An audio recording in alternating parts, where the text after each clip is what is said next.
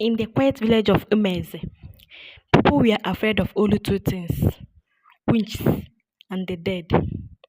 One hot afternoon, a loud cry broke the peace of the village. A woman was screaming near the big tree by the market square. My husband is dead, my husband is dead, she cried. Her name was Mama Ejike. Her husband, Papa Ejike, was a well known man in the village. He was kind, quiet, and rich. He had a big house and many goats. Everyone respected him. That morning, Papa Ejike had gone to the farm. He did not return. When they found him, he was lying under a palm tree, cold and still. Some said he was killed by spirit. Some said he was poisoned by someone jealous of him, but no one really knew. His body was taken to the house. Women cried. Men gathered in silence. The villagers' elders made the plan to bury him. 3 days later, they brought a big brown casket. His body was placed inside. His face was calm, like a man sleeping. The casket was nailed shut and people prepared to carry it to the grave. But then, something strange happened. As they lifted the casket, it moved. Everyone stopped. Did you see that? Someone asked. No, it's just the weight shifting another side. They lifted it again. This time, the casket shook violently. There was loud knocking from inside the basket. Women screamed and ran. Children cried. Even strong men dropped the casket and ran for their lives. Then came a voice from inside. Open this casket now. Let me out. The people froze. It is a demon, said one old man. Burn the casket. No, shouted Mama Ejike. That is my husband's voice. She ran forward and pulled at the nails. A few brave men joined her that opened the casket slowly. And there he was, Papa Ejike, sweating and grasping for air. He sits up and looked around. Everyone was silent. Even the bird in the tree stopped singing. Water, please, he whispered. Mama Ejike gave him water quickly. He drank and looked at the crowd. Why are you all looking at me like that? He asked. One of the elders finally spoke. We were dead for 3 days. We were burying you. Papa Ejike was shocked. Dead? I was not dead. I was trapped. Now the village was confirmed. I'm afraid. Was this true, Papa Ejike, or a ghost wearing his face? The elders called for a meeting immediately. The villagers sit under the big tree, whispering and staggering at Papa Ejike from a distance. He sits quickly with his wife, looking weak but alive.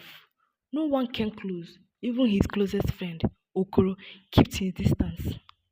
One elder named Nze Oba stood up and spoke. We must be careful. A man who dies and wakes up is not an ordinary man. Spirit or not, we must know the truth. Another elder, Pamado, added, let us ask him question. Let us hear his own word. They all turned to Papa Ejike. My son, said Pamado, tell us what happened to you. Papa Ejike stood slowly. His voice was low but clear. That day I went to the farm. I climbed a pine tree to cut fruit. Suddenly I felt this. I slipped and hit my head. Everything went black. I could hear voices but I could not move. I could not speak. I was alive but trapped inside my body.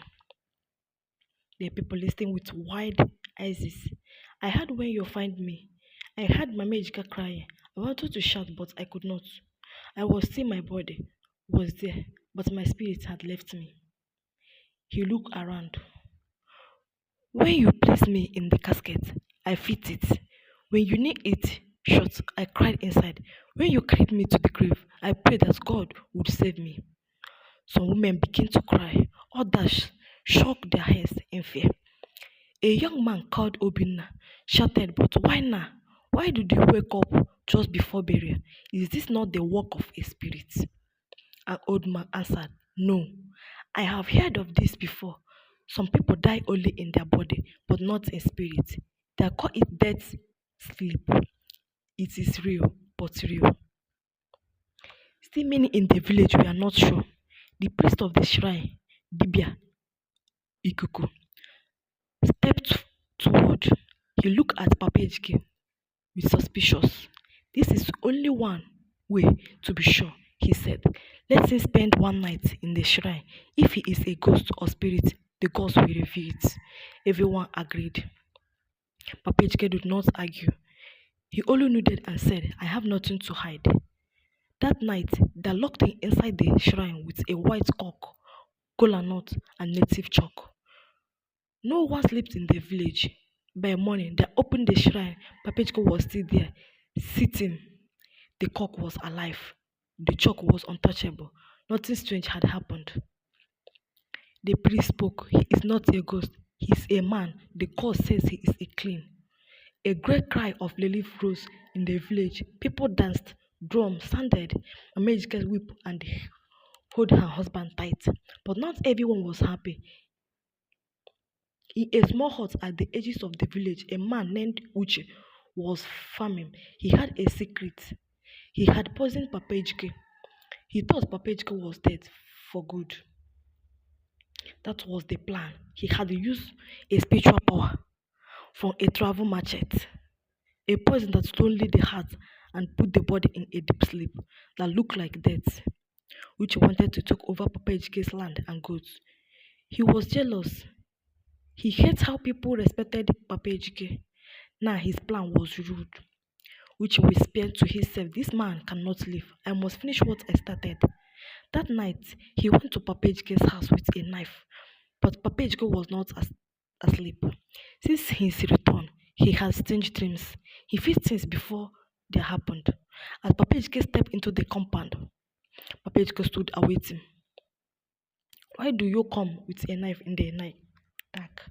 Papa Ejike asked Uche, "You should be dead." Papa Ejike smiled, "But I'm not, and I know what you did." Uche dropped the knife and ran into the night. The next morning, he was found by the river, mad and talking to himself. The elder said, "The gods have punished him." After that day, Papa Ejike lived like a new man.